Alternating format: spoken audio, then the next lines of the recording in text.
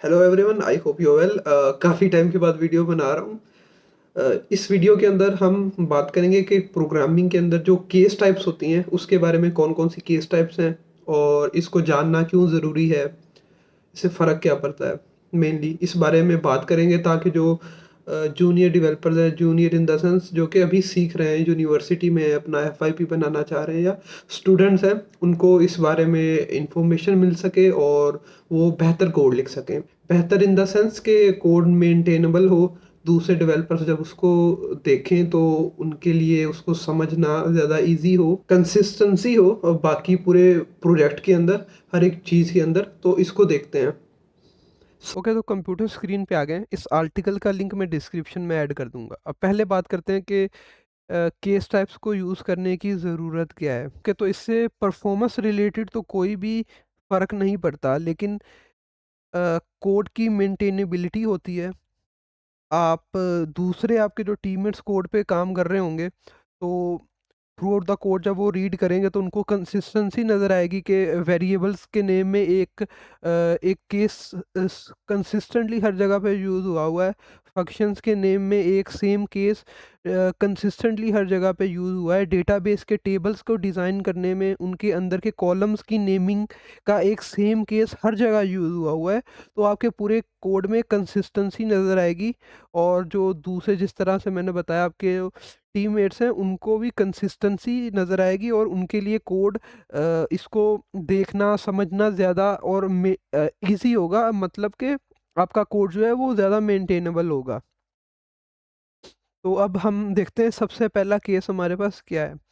सबसे पहले हमारे पास आ जाता है कैमल केस। जैसे कि उन्होंने खुद ही लिखा हुआ है, कैमल केस में हमारे पास पहला वर्ड जो होता है वो स्मॉल है और फिर आगे वाले वर्ड्स कैपिटल आते हैं।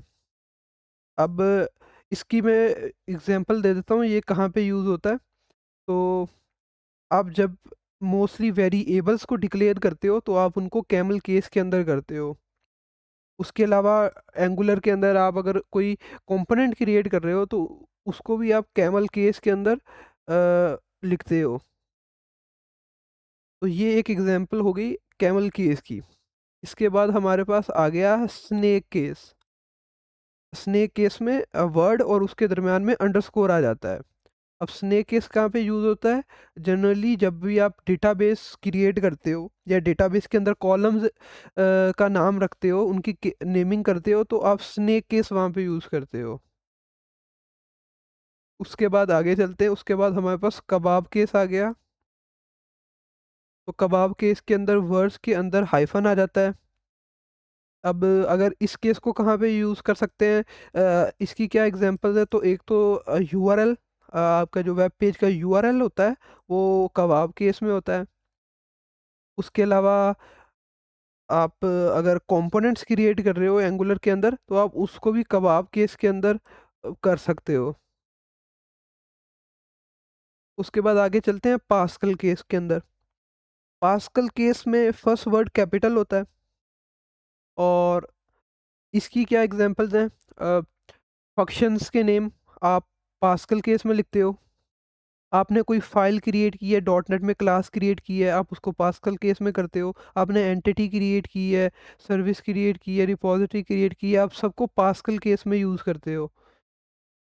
आपने फ़ंक्शन का ऑलरेडी बता चुका हूँ। उसके बाद हमारे पास आ जाता है मैक्रो केस। मैंने आज तक ये ओके सॉरी, इसकी भी एक एग्जांपल है। मैं पहले ये कहने लगा था मैंने कहीं यूज़ नहीं किया, लेकिन इसको भी हम यूज़ करते हैं। जब आप एक ENV फाइल क्रिएट करते हो या इन्वायरमेंट फाइल क्रिएट करते हो, उसके अंदर जब भी आप वेरिएबल्स को डिक्लेयर करते हो, तो आप उसको मैक्रो केस के अंदर करते हो। सही है? उसके बाद हमारे पास आ जाता है फाइनल ट्रेन केस। और ट्रेन केस का हाँ, मैं कह सकता हूँ कि मैंने इसको कभी भी कहीं यूज़ नहीं किया, क्योंकि ये कबाब केस से बहुत सिमिलर है। और हाँ, मैं एक ट्रेन केस का कह सकता हूँ कि मैं आपको अनफॉर्चुनेटली इसकी कोई एग्ज़ाम्पल नहीं दे सकता कि कहाँ पे मैंने इसको यूज़ किया है। होपफुली अगर आपने ये वीडियो यहाँ तक देखी है तो अब आप इतने कैपेबल हो चुके होंगे कि आपको पता है कि आपने अपने वेरिएबल्स की नेमिंग में, फंक्शन की नेमिंग में, डेटाबेस की नेमिंग में, इन्वायरमेंट की नेमिंग में, या क्लास जब भी आप क्रिएट कर रहे हो तो उसकी नेमिंग में आपने कंसिस्टेंसी रखनी है, और आपको पता है कि कौन सा केस कहाँ पे यूज़ करते हैं। Thank you.